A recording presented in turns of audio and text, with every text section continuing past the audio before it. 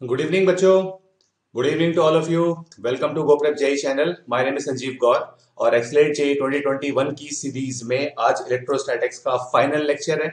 और कल की क्लास में हम लोगों ने कंडक्टर्स क्या होते हैं इसको इंट्रोड्यूस किया था, उसकी जो बेसिक प्रॉपर्टीज थी उनको डिस्कस किया था और उस पर बेस्ड न्यूमेरिकल्स भी किए थे। बस आज उसी कंडक्टर की जो रिमेनिंग प्रॉपर्टीज हैं उसको कंसीडर करेंगे। एंड ज्यादा नहीं होती, दो तीन ही होती हैं और उनके जो रिजल्ट्स होते हैं वो भी स्टैंडर्ड से होते हैं। बस वो रिजल्ट्स का जो एप्लीकेशन है वो अपन को सीखना है, तो फिर क्वेश्चंस की प्रैक्टिस भी करेंगे। सारे बच्चे जल्दी से आ जाओ, वीडियो को शेयर भी कर दो। And before starting let me tell you this is a recorded class, so I may not be able to respond to your doubts during the chat section, so you are always welcome to rewind the video and watch it again. या फिर जो भी doubt आए आप comment section में post कर देना, I will reply there. All right, so JEE 2020 का एग्जाम अभी जस्ट होने वाला है। उसके कंप्लीट रिवीजन के लिए 10 डे की सीरीज हमने चलाई थी 19 ऑफ अगस्त को, तो ये सीरीज अभी भी ऑन गोइंग है। तो जिन लोगों ने अभी तक ज्वाइन नहीं किया है एक बार आके देखो, 11 AM से 3 PM every day for JEE 2020।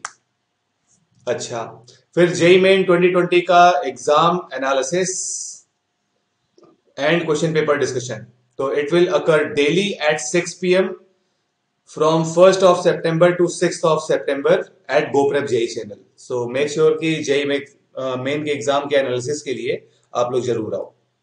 अच्छा, अब सबसे important announcement of the day, ये वीकेंड इन दो डेट्स को बच्चों याद रखो, 29 और 30 अगस्त। इसको होने वाला है GTSC गोप्रेप टैलेंट सर्च एग्जामिनेशन, जिसमें हम लोग कंट्री के टॉप 1000 स्टूडेंट्स को 2 करोड़ तक की स्कॉलरशिप यानी टोटल स्कॉलरशिप, एंड जिसमें 10 लाख का टॉप प्राइस है। सो बेसिकली प्राइस के अमाउंट के पॉइंट ऑफ व्यू से अगर आप देखो तो it is more than sufficient for financing your preparation for 2 years 3 years जो भी रिक्वायर्ड है। और अगर जैसे सपोज आप क्लास 8th में और आपको भी अगर क्लास 8th के स्टूडेंट को भी अगर 10 लाख का प्राइस मिलता है, तो उसकी पूरी जो 12th तक की और प्रिपरेशन तक की, जेई की प्रिपरेशन तक की, जेई या नीट के प्रिपरेशन तक की जो स्टडी है वो फाइनेंस हो जाएगी। तो आपके पास एक वंडरफुल अपॉर्चुनिटी है, आपको बस अपना यहाँ पे टैलेंट दिखाना है, बाकी सब हम लोग पे छोड़ देना है। तो इसके लिए registration is totally free of cost. कौन से लोग रजिस्टर कर सकते हैं? जो क्लास 8 से लेकर 12th पास तक के सारे लोग, तो 8 9 10 11 12 और रिपीटर्स या ड्रॉपर्स। और एग्जामिनेशन की डेट 29 एंड 30 अगस्त, दो शिफ्ट्स में एग्जाम होगा। Registration is totally free of cost. ठीक है, हमारे ऐप और बाकी ऐप्स का कंपैरिजन है, तो इसमें ये चीज सबसे ज्यादा इंपॉर्टेंट है दैट अदर प्लेटफॉर्म्स पे जो सिलेबस होता है दैट इज समथिंग लाइक 30-40%, वो जो चमकीले चमकीले चैप्टर्स करवा के बढ़ जाते हैं, हम कंप्लीट सिलेबस कराते हैं। और डाउट क्लियरेंस, ये दो चीजें सबसे ज्यादा इंपॉर्टेंट। अच्छा, अब जो स्टूडेंट्स जेई 2022 में अपियर होने वाले हैं उनके लिए थर्ड बैच 1 एंड 2 तो फुल हो गया। थर्ड बैच ये स्टार्ट हुआ है 24 अगस्त से, तो अभी जस्ट स्टार्ट हुआ है, इसी वीक में स्टार्ट हुआ है। और इसमें एडमिशन चल रहे हैं और उसमें भी क्लासेस भी टोटली फ्री ऑफ कॉस्ट चल रही है। और फिर इस वीक के बाद फिर उसकी क्लासेस लॉक हो जाएगी, सिर्फ वही स्टूडेंट्स अटेंड कर पाएंगे जिन्होंने कोर्स के लिए एनरोल किया है। So basically you have nothing to lose, वहां पर आओ, टीचर्स को देखो, टीचर्स कैसे पढ़ाते हैं और उनका पढ़ाना आपके समझ में आता है कि नहीं, फ्रिक्वेंसी मैच होती है कि नहीं। और वो होगा आप लोग साथ, बिकॉज टीचर्स आप लोग as you can see mostly सब आईआईटियंस हैं या एनआईटियंस हैं। So all of them are from IITs और NITs including myself. So top class faculty है क्वालिफिकेशन वाइज। जिस एग्जाम के लिए आप लोग प्रिपेयर करने वाले हो उस एग्जाम को ये लोग क्वालिफाई कर चुके हैं, तो आपको और अच्छे से गाइड कर सकते हैं। उसके अलावा आपके पूरे 2 साल की स्टडी का स्ट्रक्चर प्लान है, हर क्लास के बाद डीपीपी, हर वीक टेस्ट, हर मंथ टेस्ट, और पूरे 2 साल तक आपके सारे डाउट्स का रिजोल्यूशन। एक वंडरफुल अपॉर्चुनिटी है आपके पास, आराम से आके इसको देख सकते हो। अच्छा, अगर 2 साल के लॉन्ग कोर्स के बारे में या उसमें अगर आपको कोई डाउट है, सो जस्ट हेजिटेट कर रहे हो, तो 7 डे का, सॉरी 5 डे का मिनी कोर्स आप ज्वाइन कर सकते हो। कॉस्ट जस्ट 99 रुपीज है फॉर बोथ द कोर्सेज। जो 11th स्टडीइंग स्टूडेंट्स हैं उनके लिए topic atomic structure 5 days will be taught by Vivek sir who has 8+ years of teaching experience. और 11th जेई के लिए दूसरा टॉपिक है वेक्टर्स और will be taught by Jagjot sir who has 4+ years of experience. तो इस कोर्सेज को भी आप लोग ज्वाइन कर सकते हो। ऑल राइट, सो अब ये कल जो हम लोग क्वेश्चंस कर रहे थे उसमें कंडक्टर के अंदर कितनी फील्ड होती है और कितना चार्ज होता है, फील्ड किस एंगल पर होती है, वगैरह वगैरह, ये सारी चीजें हम लोग डिस्कस कर रहे थे। अब अगर कंडक्टर के अंदर कैविटी है और एक केस में कैविटी के मतलब कैविटी है और कैविटी के अंदर चार्ज हो भी सकता है और नहीं भी हो सकता है, तो वो दोनों केसेस हम लोग को कंसीडर करने हैं। तो पहले तो कैविटी होने की वजह से क्या फर्क पड़ेगा और कैविटी के अंदर रादर चार्ज होने की वजह से क्या फर्क पड़ेगा, और अगर चार्ज नहीं है तो क्या होगा। तो जैसे मान लो कि ये कंडक्टर है, रैंडम शेप का बनाने के बजाय मैंने इसको ऑलमोस्ट स्फेरिकल बना दिया। अच्छा, इसके अंदर ऐसे कैविटी है सो दैट कि इतना जो शेडेड पोर्शन है ये कंडक्टर का वॉल्यूम हो गया, जिसके अंदर ना तो एक्सेस चार्ज रह सकता है और ना ही फील्ड रह सकती है। अच्छा, अब फर्स्ट पॉइंट क्या बोल रहा है, if there is no charge present inside the cavity then field inside it is zero. अब जैसे देखो बच्चों, अगर हमने एक चार्ज बाहर रखा और अंदर अगर कोई चार्ज नहीं है, तो इस लेट से प्लस क्यू का चार्ज है, इसकी एक भी फील्ड लाइन कंडक्टर में एंटर नहीं कर सकती। तो अगर एक भी फील्ड लाइन कंडक्टर में एंटर नहीं कर सकती तो फिर इस प्लस क्यू का कैविटी के अंदर कोई इफेक्ट ही नहीं आएगा। तो कैविटी के अंदर अगर चार्ज नहीं है तो फील्ड भी नहीं होगी। अच्छा, अब अगर कैविटी के अंदर चार्ज है, सपोज प्लस क्यू का चार्ज है, तो कैविटी के जो इनर सरफेस है उस पर equal and opposite charge induce होता है। अब ऐसा क्यों, तो समझा देते हैं। एक गॉसियन सरफेस बनाते हैं, कैसा भी रैंडम शेप का, इस कैविटी को इनक्लोज करने वाला। तो ये जो ग्रीन का डॉटेड सरफेस है दैट इज गॉसियन सरफेस। अब इस गॉसियन सरफेस के थ्रू फ्लक्स कितना जा रहा होगा, तो ये जो पूरा का पूरा गॉसियन सरफेस है इसका हर एक पॉइंट कंडक्टर के वॉल्यूम में है, और कंडक्टर के वॉल्यूम में है तो कंडक्टर के वॉल्यूम में फील्ड होती नहीं है, इलेक्ट्रोस्टैटिक फील्ड नहीं होती है। फील्ड नहीं होगी तो फ्लक्स नहीं होगा, फ्लक्स नहीं होगा तो चार्ज इनक्लोज जीरो होना चाहिए, और चार्ज इनक्लोज जीरो तभी होगा जब plus Q exactly minus Q से नलीफाई हो जाए। तो इसलिए जो चार्जेस अपीयर होते हैं they are always equal and opposite. तो ये सेकेंड पॉइंट। फिर थर्ड पॉइंट, थर्ड पॉइंट क्या बोल रहा है, थर्ड पॉइंट को एक बार बच्चों आप लोग पढ़ लो।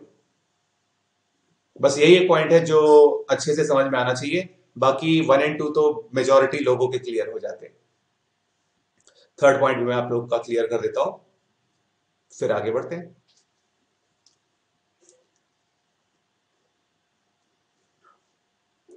Okay, so electric field due to charges on outer surface of conductor is zero for all the points inside the conductor separately. So देखो क्या बोला, electric field due to charges on the outer surface of conductor is zero for all the points inside the conductor separately. अब जैसे बच्चों एक काम करते हैं, अगर ये कंडक्टर जो भी रेड वाला बना हुआ है ये अगर न्यूट्रल था तो इस कंडक्टर के इनर सरफेस पर माइनस क्यू का चार्ज है, और अगर ये न्यूट्रल था तो नेट चार्ज जीरो होना चाहिए। तो जितना नेगेटिव का चार्ज यहां पर अपीयर हुआ है उतना पॉजिटिव का चार्ज ये बाहर अपीयर हो जाता है। तो एक तरह से क्या है कि अगर आपने कैविटी के अंदर कोई चार्ज रखा है तो वो सारा का सारा चार्ज इस कंडक्टर के आउटर सरफेस पर अपीयर हो जाता है ऐसे। अब कोई एक पॉइंट पी कंसीडर करो,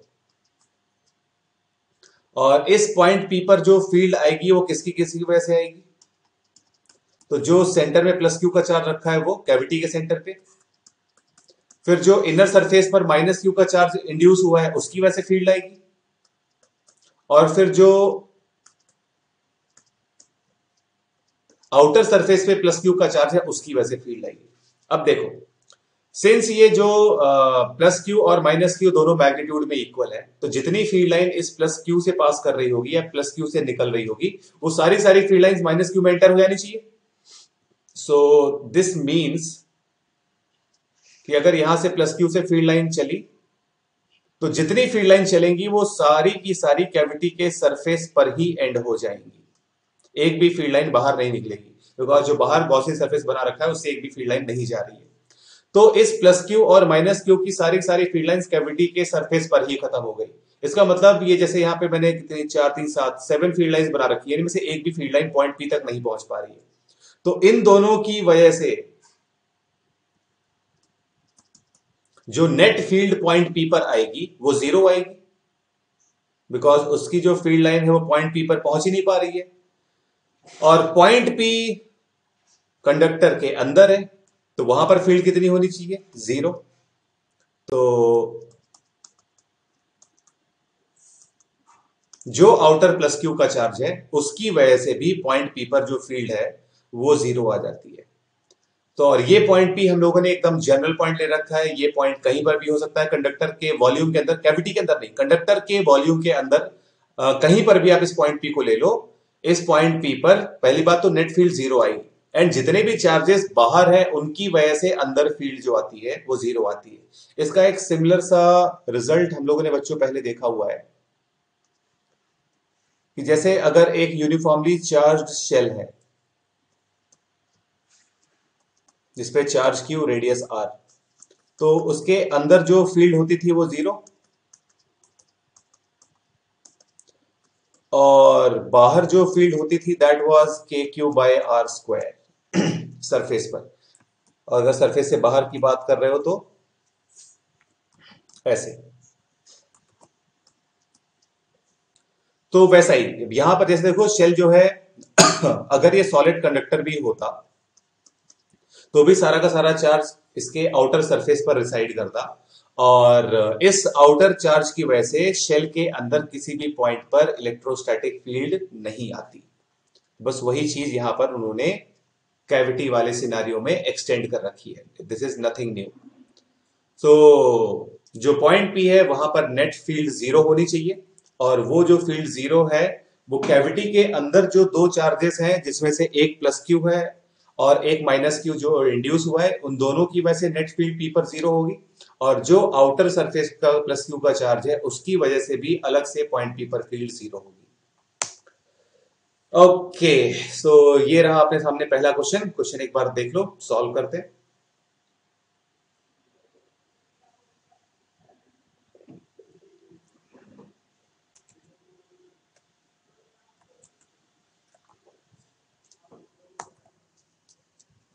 ओके, सो पॉइंट पी पर फील्ड है और कंडक्टर न्यूट्रल है, cavity is having a charge Q inside cavity.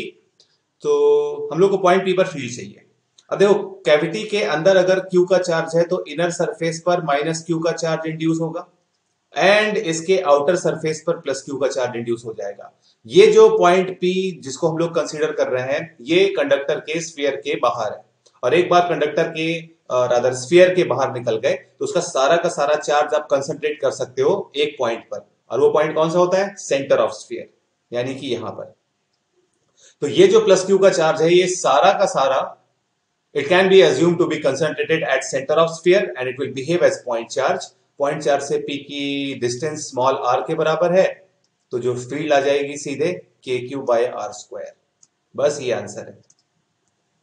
Because cavity के अंदर जितना प्लस क्यू का चार्ज था और उसकी वजह से माइनस क्यू का चार्ज इंड्यूस हो गया तो इस कैविटी के अंदर जो प्लस क्यू का चार्ज है इसकी सारी की सारी फील्ड लाइंस कैविटी के इनर सरफेस पर ही खत्म हो गई। एक भी फील्ड लाइन पॉइंट पी पर नहीं पहुंच पा रही होगी।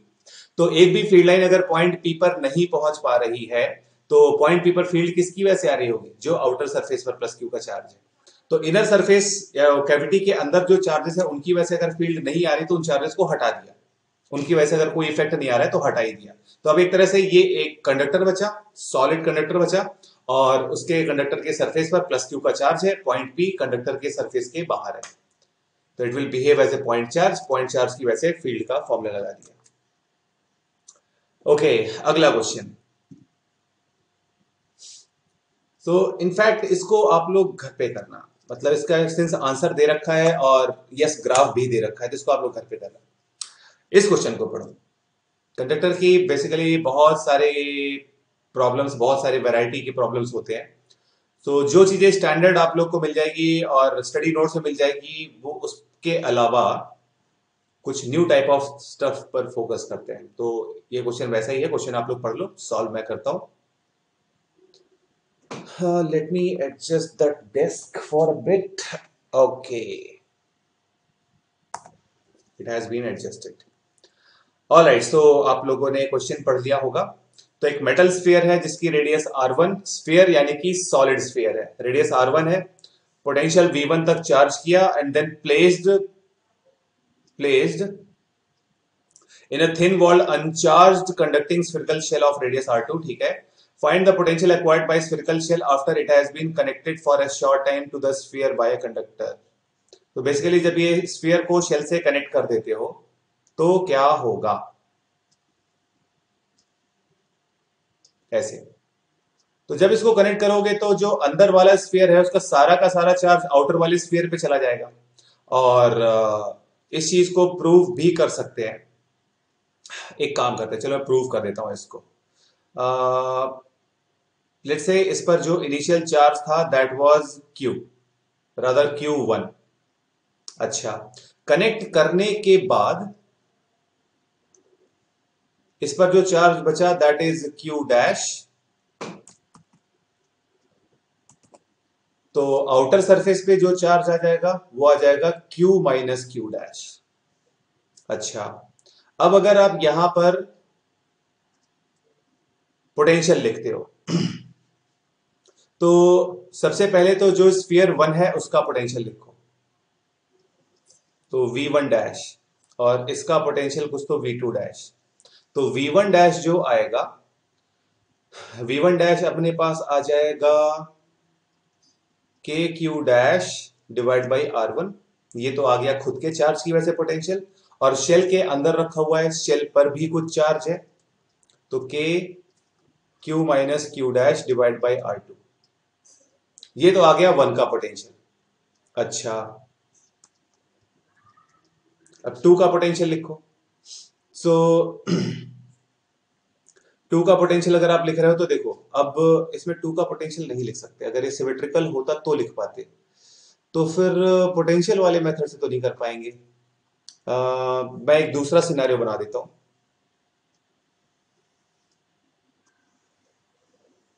ऐसे और ऐसे, ये रहा R1, ये रहा R2 कंसेंट्रिक स्फीयर्स, और फिर इनको आपस में ऐसे ज्वाइन कर दिया. इस पे चार्ज Q था, बाद में चार्ज Q डैश बचा, इस पर charge Q minus Q dash आ गया. तो V1 डैश लिख रहे हैं और V2 डैश लिख रहे हैं. तो V2 डैश पे जो बेसिकली आउटर वाले शेल पर जो पोटेंशियल आएगा, तो इनर स्फीयर के चार्ज की वजह से तो आ गया KQ dash divide by R2, और खुद के चार्ज की वजह से, शेल के खुद के चार्ज की वजह से, तो KQ minus Q dash divide by R2. अब इन दोनों को सब्ट्रैक्ट कर दो, और V1 dash minus V2 dash must be 0. क्यों? बिकॉज चार्ज तब तक ट्रांसफर होगा जब तक दोनों का पोटेंशियल सेम नहीं हो जाता, और दोनों का पोटेंशियल अगर सेम है तो V1 डैश और V2 डैश जो भी है उनका डिफरेंस 0 आना चाहिए, और ये V1 डैश V2 डैश को सब्ट्रैक्ट करोगे तो जो सेकेंड टर्म है कैंसिल हो जाता है, और इक्वल टू 0 करने पर अपने पास जो Q डैश है वो 0 आ जाता है. Q डैश 0 होने का मतलब है कि अगर अंदर कोई स्फीयर है और उस पर चार्ज है, और उसको अगर आपने आउटर शेल से कनेक्ट कर दिया, तो अंदर वाले स्फीयर का सारा जो चार्ज है वो आउटर स्फीयर पे ट्रांसफर हो जाता है, सारा का सारा charge, irrespective of sine of Q dash. तो सारा का सारा चार्ज अगर बाहर शिफ्ट हो रहा है, तो वही चीज यहां पर है. जैसे ही आपने इसको कनेक्ट किया तो इसका जो चार्ज है वो सारा का सारा चार्ज आउटर सरफेस पर आ जाएगा. तो सबसे पहले Q लिख लेते हैं. तो V1 है KQ बाय R1, तो Q अपने पास आ जाएगा V1 R1 बाई K. अब ये सारा का सारा चार्ज अगर आउटर सरफेस पर आ गया है, और इस पर शेल बोलो स्फीयर पर अगर कोई भी चार्ज नहीं बचा, तो ये चार्जलेस है, तो इसके खुद के चार्ज का तो कोई पोटेंशियल बचेगा नहीं. जो भी पोटेंशियल यहाँ पे स्फीयर पे बचेगा वो शेल की वजह से बचेगा, और शेल के अंदर फील्ड नहीं होती है. फील्ड नहीं होती है तो पोटेंशियल कांस्टेंट होगा, और किस वैल्यू पर कांस्टेंट होगा? जो वैल्यू सरफेस पर है. तो जो फाइनल पोटेंशियल आ जाएगा वो आ जाएगा KQ डिवाइड बाई R2. तो Q की वैल्यू पुट कर दो, तो V1 R1 बाई K, तो K से K कैंसिल हो गया, V1 R1 बाई V2. ये अपने पास आंसर आ जाएगा.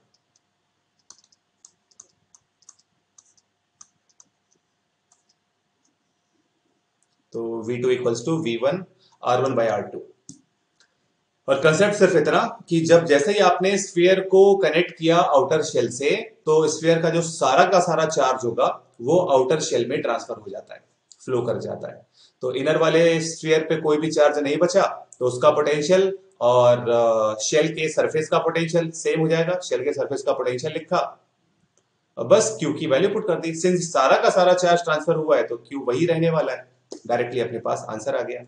तो इसको बच्चों एक बार देख लो। और यहां पे ये जो मैंने इन दोनों से ये वाला काम कर रखा है ना, इसको आप लोग सॉल्व करके देख लेना। ये चीज जीरो होनी चाहिए, बिकॉज चार्ज तब तक ट्रांसफर होगा जब तक दोनों का पोटेंशियल सेम नहीं हो जाता। और पोटेंशियल अगर सेम है तो पोटेंशियल डिफरेंस जीरो हो जाएगा। तो सिंप्लीफाई करने के बाद जो क्यू डैश है, क्यू डैश यानी कि remaining charge on inner shell या इनर स्फीयर, वो जीरो हो जाता है। तो इसका मतलब कि जो इनर स्फीयर है उस पर कोई भी चार्ज नहीं बचा, और उस पर अगर कोई भी चार्ज नहीं बच रहा है तो सारा का सारा चार्ज कहाँ चला गया, आउटर वाली शेल में। बस वही कंसेप्ट हम लोगों ने यहां पर यूज किया है।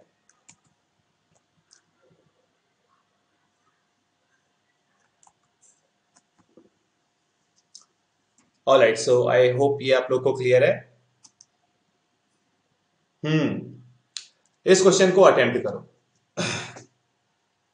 अभी जस्ट ऐसा क्वेश्चन हम लोगों ने किया था। इनफैक्ट सिमिलर क्वेश्चन जो इस क्लास का सबसे पहला क्वेश्चन था, वो सिमिलर क्वेश्चन ऐसा ही था। सो इसको एक बार अटेम्प्ट करो। I will give you 2 minutes. आराम से पहले क्वेश्चन पढ़ लो, एंड सारे ऑप्शंस पढ़ लो, and I am just checking. मैं आप लोग को एक हिंट दे रहा हूं। हाँ, इसमें more than one options correct है। So you will be required to check all the options.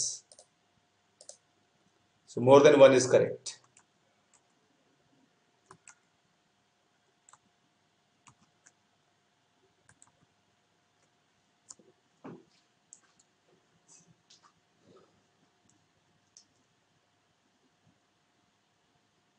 तो एक पॉइंट चार्ज है, इलेक्ट्रिकली न्यूट्रल कंडक्टिंग शेल, जिसका आउटर सरफेस स्फीयर का है, रेडियस कैपिटल आर, ठीक है। सेंटर ओ पर है, पॉइंट पी आउटसाइड है, पॉइंट पी पर magnetic field, magnitude of electric field बताना है। तो अपने पास इंफॉर्मेशन है कि जो ये कंडक्टिंग शेडेड पोर्शन जो है ये न्यूट्रल है, इस पर कोई चार्ज नहीं है।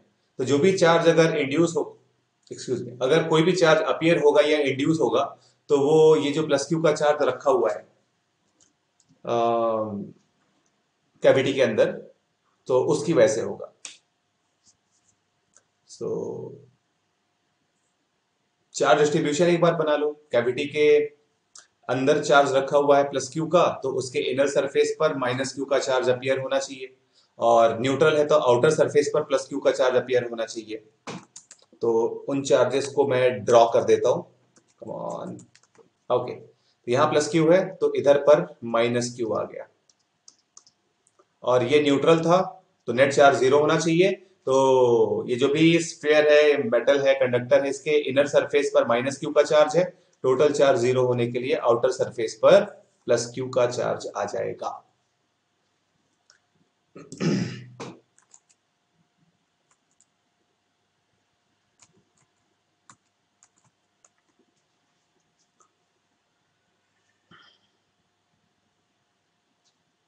तो पॉइंट पी पर फील्ड हमें बतानी है। तीन तरह के चार्जेस प्रेजेंट हैं। एक तो जो प्लस क्यू का चार्ज जो हमने रखा है, एक जो माइनस क्यू का चार्ज जो इंड्यूस हुआ है कैविटी के सरफेस पर, और एक प्लस क्यू का चार्ज जो आउटर सरफेस पर इंड्यूस हुआ है। तो तीनों चार्जेस की वैसे फील्ड कंसीडर करनी है, या तीनों की कॉम्बिनेशन की, किन्हीं दो की कॉम्बिनेशन की वैसे फील्ड को कंसीडर करना है और रिजल्ट डिक्लेयर करना है। सो आप लोग आराम से एक एक ऑप्शन देख लो।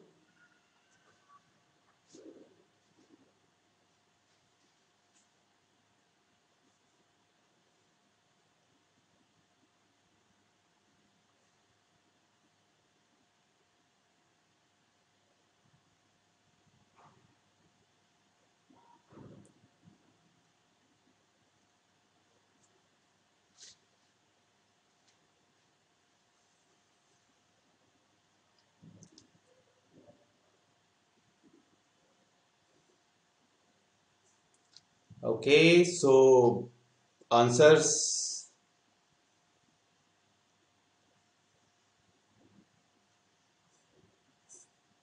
पहला ऑप्शन क्या है, due to charge induced on inner surface of conductor is zero. तो कैविटी के जो दोनों चार्जेस हैं, ये जो क्यू का है और जो माइनस क्यू का है, दोनों को मिला के जो पॉइंट पी पर फील्ड होती है वो जीरो होती है। तो इंडिविजुअल की वजह से फील्ड जीरो नहीं होगी। यहां पर ये जो प्लस क्यू है,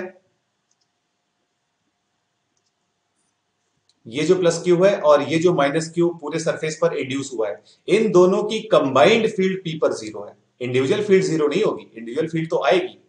तो ए ऑप्शन इनकरेक्ट है। अच्छा, due to charges induced on inner surface of conductor is के क्यू आर डैश। हाँ, तो इनर सरफेस पे जो चार्ज इंड्यूस हुआ है, तो उसका जो सेंटर ऑफ चार्ज है that is assumed at the original charge which has been placed. Because देखो, सिंस इस प्लस क्यू और माइनस क्यू की वजह से जो भी जितनी फील्ड लाइंस है वो सारी सारी कैविटी के इनर सरफेस पर ही खत्म हो रही है। तो इसका मतलब कैविटी के अंदर जो नेट चार्ज है वो जीरो है, और फिर इसके बाहर, कैविटी के बाहर भी कोई फील्ड नहीं आ रही है।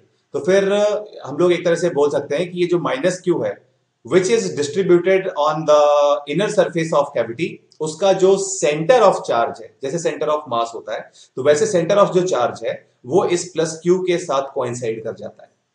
तो बेसिकली ये जो प्लस क्यू का चार्ज है और जो टोटल माइनस क्यू का चार्ज है वो दोनों एक ही पॉइंट पर आ जाते हैं, और दोनों अगर एक ही पॉइंट पर आ जाते हैं तो उनका जो नेट इफेक्ट है, नेट इफेक्ट जो है वो जीरो हो जाता है। इंडिविजुअल इफेक्ट निकालोगे तो आएगा, बट नेट इफेक्ट निकालोगे तो क्यू और माइनस क्यू कैंसिल आउट होने की वजह से उनका इफेक्ट भी कैंसिल हो जाएगा। तो जो इनर सरफेस पर चार्जेस इंड्यूस्ड है, इफेक्ट उसका अगर सेंटर ऑफ चार्ज यहां पर है तो पॉइंट क्यू पर, तो क्यू से पी की डिस्टेंस आर डैश है, सीधे के क्यू बाई आर डैश का स्क्वायर। तो ये बी ऑप्शन तो करेक्ट है। अच्छा, फिर due to charge induce on outer surface, outer surface के लिए तो सारा सारा चार्ज ओ पर कंसंट्रेटेड अज्यूम करो, और ओ से पी की डिस्टेंस स्मॉल आर है, तो ये भी करेक्ट है। फिर due to charges induced on surface, ये तो डी नहीं हो सकता। जो भी charge induced on the surface of conductor है वो ये नहीं आएगा। ये तो जो भी आ रहा है सिर्फ और सिर्फ आउटर की वजह से आ रहा है। सरफेस पर दो चार्जेस हैं, ये प्लस क्यू का और ये माइनस क्यू का, दोनों की वजह से पॉइंट पी पर फील्ड आएगी। प्लस क्यू की वजह से फील्ड हमने लिख दी है, माइनस क्यू की वजह से भी फील्ड लिखोगे, साइन ऑपोजिट है, सब्ट्रैक्ट करोगे, फिर मैग्नीट्यूड लोगे। तो सी और डी ऑप्शंस में से एक करेक्ट होगा, तो C option is correct. So correct answers are B and C. तो एक बार मैं बच्चों चारों ऑप्शंस एक बार फिर से एक्सप्लेन कर देता हूं, कौन सा करेक्ट है और कौन सा करेक्ट क्यों नहीं है। तो पहले सबसे पहले तो ऑप्शन ए क्या है, so that is due to charges induced on inner surface of conductor is zero. तो पॉइंट पी पर इनर सरफेस की वजह से फील्ड आएगी। ये माइनस क्यू जो इनर सरफेस पर है और ये जो ब्लू वाला प्लस क्यू है जो कि हमने रखा हुआ है कैविटी के अंदर, इन दोनों की वजह से पॉइंट पी पर नेट फील्ड जीरो आएगी, बिकॉज कोई भी फील्ड लाइन इस कैविटी के बाहर नहीं जा पा रही है। सारी सारी फील्ड लाइंस कैविटी के अंदर ही रहेंगी। तो कैविटी एक तरह से सारी की सारी फील्ड लाइंस को अपने अंदर इकट्ठा करके और बंद है, एक भी फील्ड लाइन को निकलने नहीं दे रहा है। तो एक भी फील्ड लाइन को अगर निकलने नहीं दे रहा है तो फिर इन दोनों की वजह से, यानी कि कैविटी के अंदर जो दो चार्जेस हैं, एक प्लस क्यू वाला और एक माइनस क्यू वाला, दोनों की वजह से पॉइंट पी पर जो नेट फील्ड आएगी वो जीरो आएगी। इंडिविजुअल फील्ड निकालोगे प्लस क्यू वाले की वजह से तो वो भी कुछ ना कुछ आएगी, पर जितनी प्लस क्यू वाले की वजह से आएगी उतनी ही माइनस क्यू की वजह से आएगी। तो इसलिए जो ए ऑप्शन है तो वो तो करेक्ट नहीं है। अब इंड्यूस चार्जेस, जो भी इनर सरफेस के इंड्यूस चार्जेस है, तो उसका सेंटर ऑफ चार्ज हम लोग प्लस क्यू पर अज्यूम कर सकते हैं। और मैंने जस्ट अभी ये भी बोला कि सिंस इन दोनों की, प्लस क्यू और माइनस क्यू की, इनर वाले कैविटी के अंदर वाले जो दोनों चार्जेस हैं, इनकी फील्ड का कोई भी इफेक्ट बाहर नहीं जा रहा है, तो दोनों की वजह से बाहर की तरफ जो फील्ड होनी चाहिए उसका मैग्नीट्यूड सेम होना चाहिए, और चार्जेस का साइन अपोजिट है तो दोनों एक दूसरे को कैंसिल आउट कर देंगे। तो पॉइंट पी पर जितनी फील्ड प्लस क्यू की वजह से आ रही होगी उतनी ही फील्ड इस माइनस क्यू की वजह से आ रही होगी। तो प्लस क्यू की वजह से फील्ड के क्यू बाई आर डैश का स्क्वायर, उतनी फील्ड आ गई माइनस क्यू की वजह से। आउटर सरफेस वाला C option, due to charges induced on outer surface of conductor. तो आउटर सरफेस के लिए पॉइंट पी जो भी है वो स्फीयर के बाहर है, सारा का सारा चार्ज सेंटर पे कंसंट्रेट कर दो, और सारा सारा चार्ज सेंटर पे कंसंट्रेट हो गया, सीधे पॉइंट चार्ज का फॉर्मूला के क्यू बाई आर स्क्वायर लगा दिया। और डी ऑप्शन इनकरेक्ट है, वो भी जस्ट बता दिया, बिकॉज ये जो फील्ड का एक्सप्रेशन के क्यू बाई आर स्क्वायर है ये सिर्फ आउटर चार्जेस की वजह से है, और जो नेगेटिव चार्जेस इनर सरफेस पर है उसकी वजह से आएगा के क्यू आर डैश का स्क्वायर। दोनों को सब्ट्रैक्ट करोगे या रिजल्टेंट लोगे और फिर आपके पास नेट आंसर आएगा ऐसे। सो ये बच्चों एक काफी अच्छा क्वेश्चन है, important question I would say. And conductors, जब भी बच्चों आप लोग रिवाइज करो, इस क्वेश्चन को जरूर रिवाइज करना। तो इस क्वेश्चन पे स्टार लगा देना। आप लोगों ने टेलीग्राम ग्रुप ज्वाइन कर ही रखा है, अगर नहीं कर रखा है तो कर लेना, वीडियो को लाइक कर देना, और जो भी लोग पहली बार आए हैं चैनल को सब्सक्राइब जरूर कर देना। और don't forget to join the Telegram group, it's totally free of cost. हमारा गोप्रेप का जो जेई का टेलीग्राम ग्रुप है, दैट यू कैन ज्वाइन। और वहां से ज्वाइन करने से क्या फायदा होगा? फायदा ये होगा कि यूट्यूब पर जितनी क्लासेस होती हैं और उसमें जितने भी लेक्चर नोट्स होते हैं, वो सारे के सारे लेक्चर नोट्स आप लोग पीडीएफ फॉर्म में डाउनलोड कर सकते हो। तो and it's totally free of cost, तो आपको ज्वाइन करने में कुछ भी पैसा नहीं लग रहा है। एंड यूट्यूब पर जो भी पढ़ाई चल रही है उसमें कोई आपका पैसे नहीं चल रहा है। The only cost that you are paying is for internet and the device. सो हम आपसे कोई कॉस्ट नहीं ले रहे हैं, सो फ्री ऑफ कॉस्ट है। और आपको कुछ ना कुछ मटेरियल फ्री में मिल रहा है, ले लो। और ये मटेरियल ऐसा नहीं है फ्री वाला मटेरियल है तो मतलब इसकी क्वालिटी नहीं है, क्वालिटी आप खुद देख लेना। और जो भी आपके पास या आपके फ्रेंड्स के पास पेड मटेरियल है उससे कंपेयर कर लेना, तो आपको आइडिया लग जाएगा। तो ठीक है बच्चों, अब ये फिर होमवर्क पे रख देते हैं।